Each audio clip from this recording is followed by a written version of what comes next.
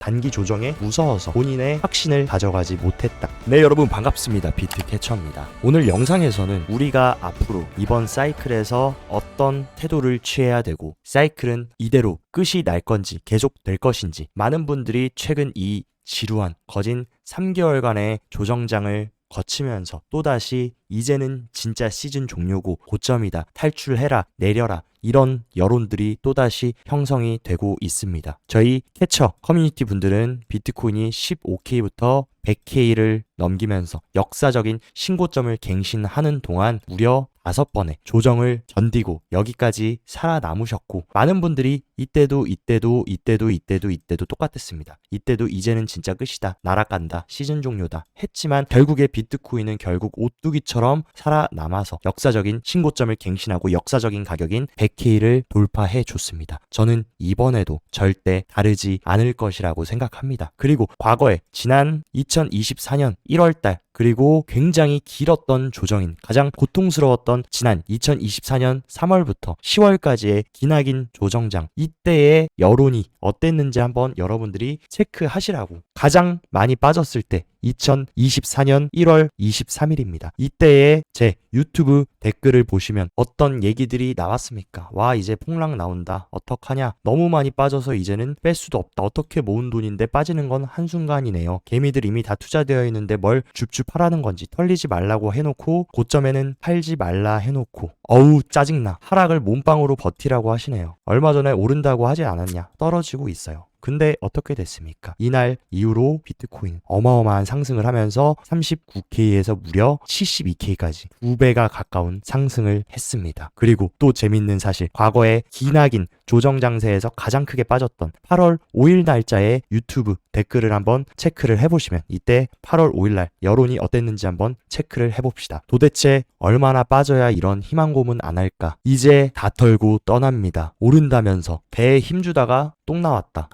더는 못 버텨, 오늘 진짜 울었다 하니까 어떻게 됐습니까? 귀신처럼 상승해서 역사적인 가격인 100K를 돌파하는 기염을 토했습니다. 여기서 우리가 알 수 있는 거, 누군가는 계속 눈앞에 보이는 차트만 보고 조정 나오면 털리고 조정 나오면 털리고 하면서 여론에 휘둘리고 비트코인에 대한 중심도 공부도 없이 남들 따라서 눈에 보이는 차트 흐름만 보고 시장에 퇴출되어 버립니다. 그렇기 때문에 이러한 어마어마한 상승을 바닥에서 샀음에도 불구하고 먹지 못했습니다. 왜냐하면 이런 조정들, 단기 조정에 무서워서 본인의 확신을 가져가지 못했다. 결국에 지금도 마찬가지입니다. 시즌 종료다, 이번에는 다르다, 과거에도 이번엔 다르다 하신 분들이 지금은 다르다, 진짜 폭락이다 하지만 결국에 저는 시간이 증명해 줄 것이라고 생각하고, 지금까지 비트코인 흐름 전혀 나쁘게 가지 않고 있고 시나리오대로 잘 가고 있다라는 말씀을 드리고 싶습니다. 그리고 많은 분들이 캐쳐님, 비트는 그런데 알트코인들은 진짜 시즌 종료인 것 같습니다, 알트는 끝난 것 같습니다. 그렇지 않습니다. 알트 또한 과거에도 어땠습니까? 이런 숱한 조정이 나올 때마다 알트도 끝났다, 알트는 쓰레기다 했지만 결국에 알트도 큰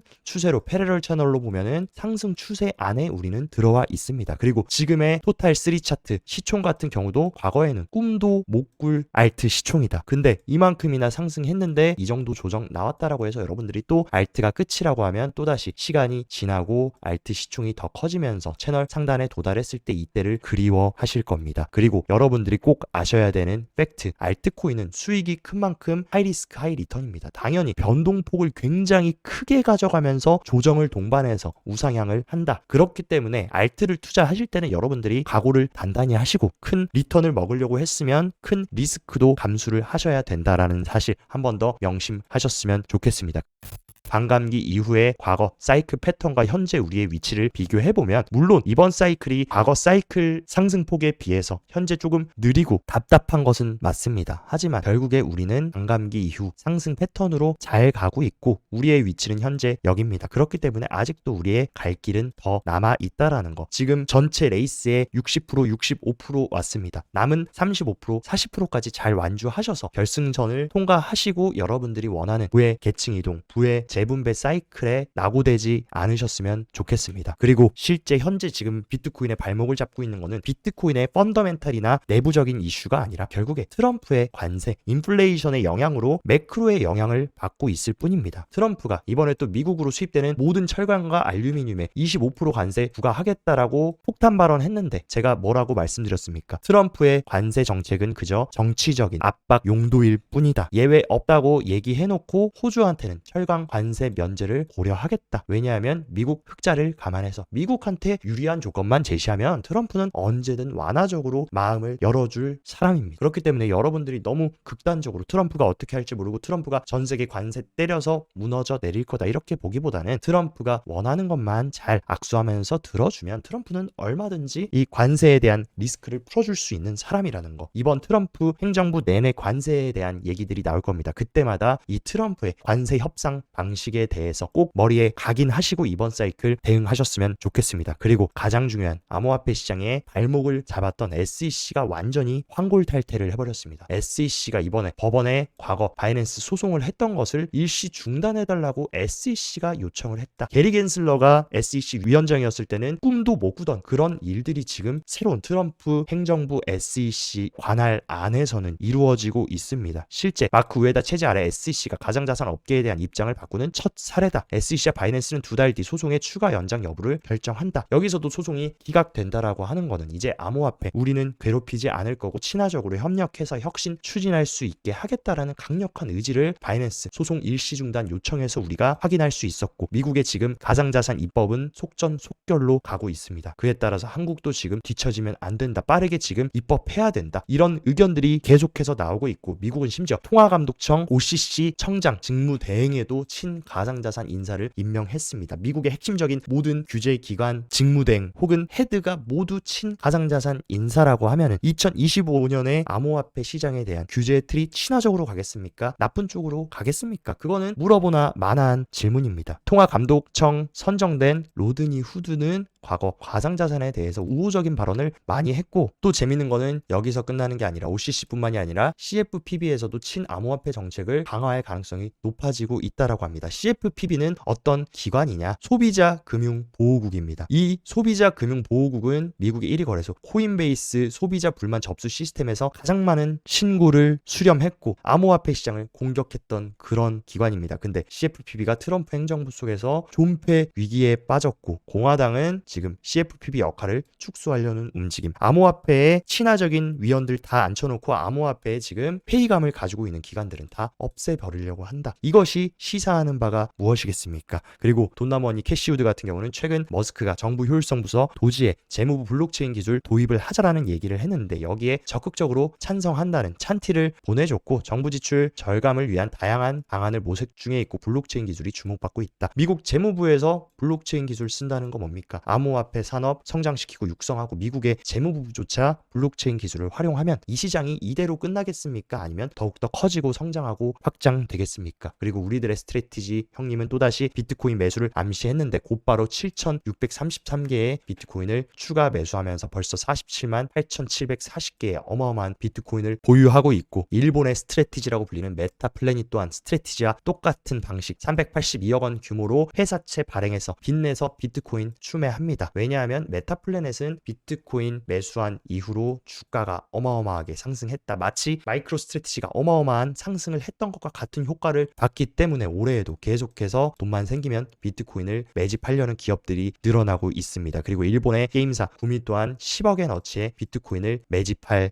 예정이다. 이런 식으로 일본에서도 비트코인을 전략적 준비금으로 채택하려는 기업들이 미국과 마찬가지로 우후죽순 늘어나고 생겨나고 있다라는 게 중요합니다. 그리고 지금 이런 기업들뿐만이 아니라 더 중요한 소식, 미국이 비트코인 준비금 채택을 하기 전 먼저 움직여야 되는 건 뭡니까? 미국의 주정부입니다. 현재 지금 미국 주정부 중 28개 주에서 비트코인 관련된 법안을 도입하고 있고 무려 21개 주에서는 비트코인 전략적 준비금 법안을 도입하고 있습니다. 미국의 절반 이상 되는 주들이 암호화폐에 친화적인 법안을 계속해서 내고 있고 향후에 이런 주정부 차원에서 비트코인 준비금 법안이 승인된다. 그 다음은 국가적 차원에서 트럼프가 나와서 비트코인 비트코인 전략적 준비금으로 채택하겠다라고 행정명령을 내릴 일만 남았습니다. 이 부분도 시간 문제라는 사실을 보셔야 되고, 비트코인이 갈수록 더더욱 전 세계에서 중요해지고 있는 이유, 러시아와 인도는 지금 거래 90%를 달러를 사용하는 게 아니라 자국 통화를 사용하면서 탈달러를 가속화하는 움직임을 가져가고 있습니다. 특히나 중국과 러시아를 필두로 한 브릭스 세력들은 달러에서 계속 벗어나려고 할 거고, 이런 지정학적인 불안과 달러에 대한 위축이 가속화될수록 탈중앙화 자산인 비트코인은 떠오를 수밖에 없고, 미국은 또 탈달러를 막기 위해서 비트코인의 가장 중요한 디지털 달러인 스테이블 코인을 확장하려고 합니다. 이 두 가지 모두 암호화폐 시장이 성장할 수밖에 없는 국제적인 흐름으로 흘러가고 있고, 벌써 블룸버그는 미국 월가들이 암호화폐 IPO 붐 준비를 하고 있다. 벌써 지금 트럼프 정부 들어서자마자 물밑 작업이 치열하게 들어가고 있고, 현재 지금 기존에 시큰둥했던 초대형 운용사인 모건 스탠리조차 현재 기업 공개를 준비 중인 암호화폐 기업을 물색하고 있고, 뱅크 오브 아메리카도 고위 임원들 중심으로 디지털 자산 거래를 심도 있게 논의하고 있다라는 겁니다. 이런 분위기에서 시즌 종료가 웬 말이냐, 사이클 탑이라는 말이 웬 말입니까? 그리고 미국의 기부금 운용 펀드까지 암호화폐 노출을 확대시킬 것이다 라고 파이낸셜 타임즈도 보고를 해줬고, 파이낸셜 타임즈에 따르면 과거에는 대학기금과 재단의 암호화폐 참여가 미비했다. 근데 최근 몇 년 동안 엄청난 변화가 있었다. 이런 식으로 기부금 운용 펀드, 연기금들까지 암호화폐를 매집하려고 하면 수요와 공급, 가장 기본 가격 법칙입니다. 비트코인이 장기적으로 우상향하겠습니까? 이대로 폭삭 주저앉겠습니까? 그리고 또 어마어마한 소식이 들렸는데, 미국 연준 또한 암호화폐에 대한 입장이 서서히 친화적으로 선회하고 있다라는 소식이 들리고 있습니다. 최근 미셸 보우먼과 크리스토퍼 월러 연준 총재는 금요일 연설에서 디지털 자산과 금융 시스템에서의 미래에 대해 보다 개방적인 입장을 표명했고, 트럼프가 연준 부의장이었던 마이크 바를 대신할 차기 감독 부의장으로 이들 중 한 명을 지목할 가능성이 있다. 연준의 부의장은 규제와 은행 및 암호화폐 상호작용을 감독하는 일을 합니다. 근데 이런 것을 암호화폐를 친화적으로 말한 총재가 않는다라고 하면 연준까지 비로소 완벽한 삼위일체 SEC와 CFTC, 연준까지 암호화폐 친화적인 환경을 지금 트럼프 정부에서 구축하려고 한다는 얘기입니다. 그리고 전 독일의 재무부 장관까지 공식 석상에 나와서 독일에서 비트코인 기회 인식해야 될 때다, 이런 식으로 강력하게 지금 연설을 하면서 열을 내고 말을 하고 있습니다. 근데 이미 독일은 비트코인 대폭등하기 전에 5만 개나 가지고 있었는데 그거 싹 다 시장에 팔아버렸고, 그 이후에 비트코인은 2배가 넘는 상승을 했습니다. 지금 뒷북을 치고 있지만 언젠가 독일도 다시 돌아오게 될 수밖에 없는 환경이 만들어지고 있다라고 생각합니다. 그리고 많은 분들이 캐처님, 비트는 그렇고 알트코인은 시즌 종료인 것 같다, 알트는 이제 끝난 것 같다, 이런 얘기들이 많은데 저는 그렇게 생각하지 않습니다. 알트의 진정한 강세장은 비트, 이더를 제외한 새로운 알트코인 현물 ETF가 출시되는 그 지점부터 또 새로운 패러다임이 변할 거고, 알트도 정식 자산으로 인정받는 중요한 계기가 되면서 큰 상승을 보여줄 것으로 생각합니다. 벌써 지금 블룸버그 이프 애널리스트인 제임스 세이파르트가 올려준 내용에 따르면 현재 지금 SEC 승인을 대기 중인 라이트코인, 솔라나, XRP, 도지코인 현물 ETF에 대한 승인 확률을 올려줬는데, 무려 라이트코인은 90%, 거의 무조건 될 가능성이 크다라고 예측하고 있고, 솔라나는 70%, XRP는 65%, 도지코인도 75%로 암호화폐 새로운 알트코인 현물 ETF 출시도 결국 시간 문제라는 것을 얘기해주고 있고, 그레이스케일은 여기서 에이다까지 현물 ETF 전환을 신청하고 있는 상황입니다. 이제부터 라이트코인이 됐건 솔라나가 됐건 리플이 됐건 이더를 이을 새로운 알트코인 현물 ETF가 출시된다. 그것 하나만으로도 새로운 패러다임 변화, 그리고 이제 알트코인들이 증권이 아니라 상품으로 인정받게 되는 그런 족쇄에서도 벗어날 수 있는 게 새로운 알트코인 현물 ETF 승인입니다. 그리고 그 승인 흐름이 지금 죽어있고 위축되어 있는 알트의 분위기를 분명히 저는 살려줄 것으로 보입니다. 그리고 최근 이더리움은 계속 죽을 못 쓰고 크게 하락했지만, 재밌는 점은 온체인 데이터상으로 10,000개 이상의 이더리움을 가지고 있는 고래들은 어마어마한 아이더딥을 했습니다. 왜 이렇게 이더가 폭락하고 떨어지는데 고래들은 어마어마한 물량을 매집했을까? 그리고 현재 지금 알트코인 시즌 인덱스는 과거 알트코인들이 완전히 붕괴되고 시즌 종료다, 알트는 쓰레기다라는 얘기가 나왔던 지난 2023년 중순 정도 수준까지 알트 시즌 인덱스가 내려왔습니다. 근데 그 이후로 알트코인이 어떻게 됐습니까? 어마어마한 상승을 하면서 2024년 1분기에 엄청난 1차 알트 불장이 왔었습니다. 지금도 과거에 그때만큼 투심이 위축되어 있고 사람들이 다 도망치고 있을 때, 그때가 어떻게 보면 기회가 될 수 있다라는 말씀을 드리고 싶습니다.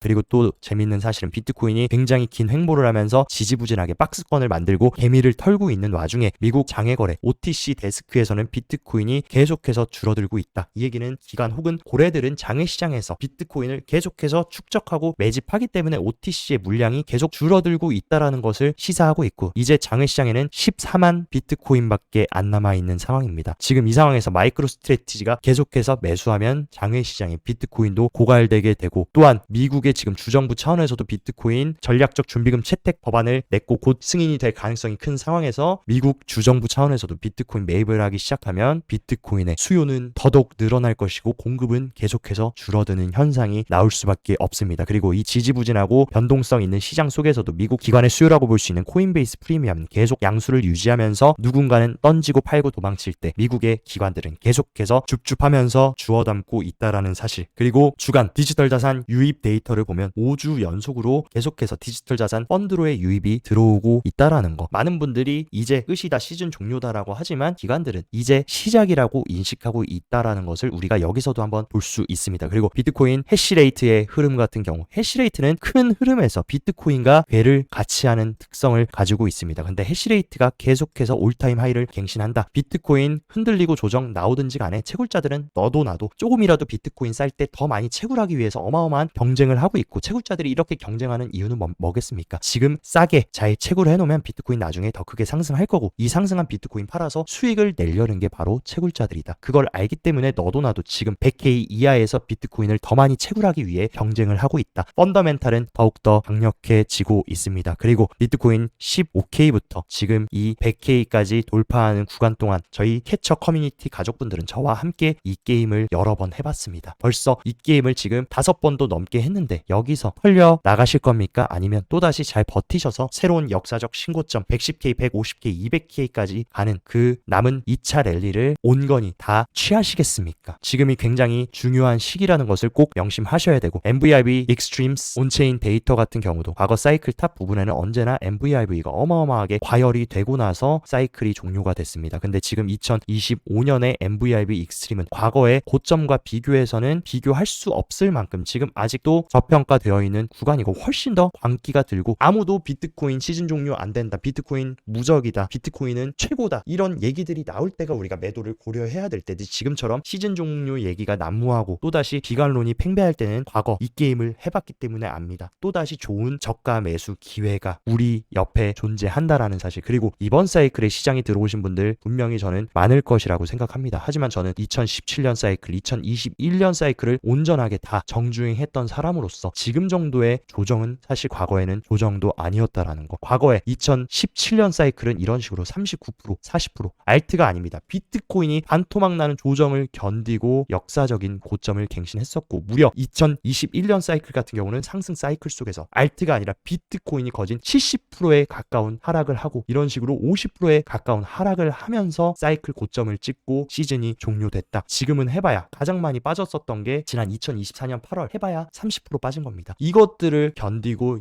이 사이클도 경험해 분들 입장에서는 지금 해봐야 떨어지는 10%, 12% 조정은 사실 조정도 아니라는 거. 물론 신규로 시장에 들어오고 100K 찍고 비트코인 역사적 신고점 갱신했다, 트럼프가 비트코인 좋아한다라고 해서 뒤늦게 뛰어 들어오신 분들은 너무나 괴롭고 고통스러웠다라는 걸 저도 공감하고 이해합니다. 하지만 지금 고통 조금만 잘 버텨내시면 분명히 달콤한 열매가 기다리고 있을 것이라는 거 시간이 증명해 줄 것이라고 생각합니다. 오늘 영상도 시청 진심으로 감사드리고, 영상 도움되셨다 하시면 좋아요, 구독 눌러주시고, 더 자세한 투자 전략 궁금하다 하시면 영상 하단 고정 댓글에 제가 운영하는 크립토 시황방 활짝 열어놨으니까 이쪽에서 시황도 잘 체킹하시면서 성공적인 크립토 투자 계속 정진해 나가시기 바랍니다. 오늘도 시청 진심으로 감사드리고 여기까지 비트캐쳐였습니다.